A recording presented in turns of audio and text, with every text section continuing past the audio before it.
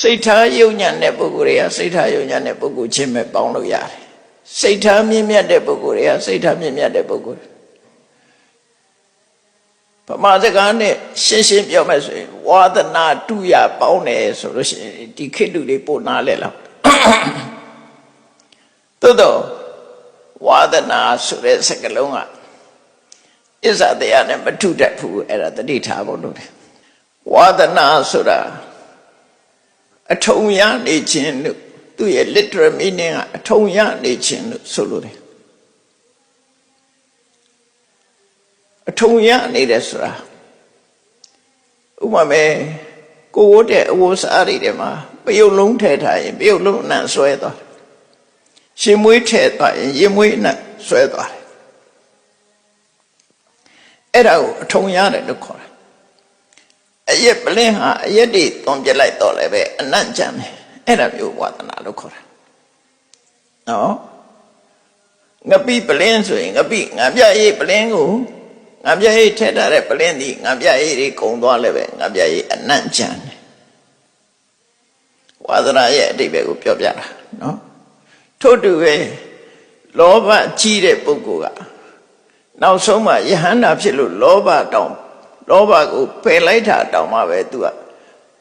လူချင်းတဲ့အစွမ်းကပြတယ်သူအဲ့ဒါဝါဒနာလို့ခေါ်တယ်ဆဲတတ်တဲ့ပုဂ္ဂိုလ်တယောက်ဟာ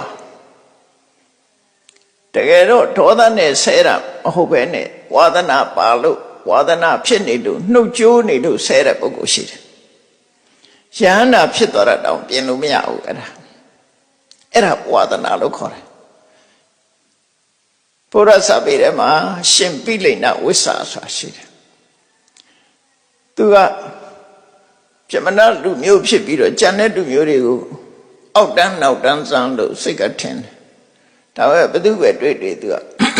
အပေါ်စီးနဲ့ပြောတယ်ဟဲ့ငရုံးပါဟဲ့တူယုံပါဘသူဖြစ်သူကဒီစကလုံးကိုသုံးတယ်ပါဠိလိုတော့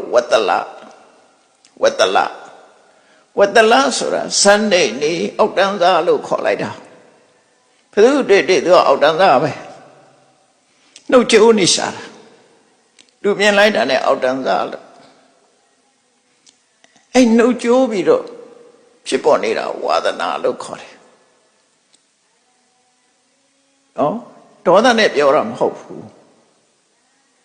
ဒေါသနဲ့ပြောတာမဟုတ်ပြီမဲ့ဒေါသမရှိတော့လည်းပဲဒေါသရဲ့အရေးရောင်တွေကကြမ်းနေတယ်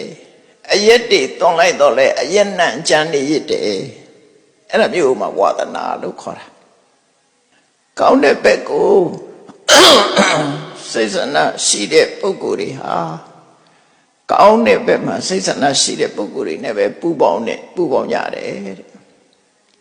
မကောင်းတဲ့စိတ်ဆန္ဒရှိတဲ့ပုဂ္ဂိုလ်တွေကမကောင်းတဲ့စိတ်ဆန္ဒရှိတဲ့ပုဂ္ဂိုလ်တွေနဲ့ပဲ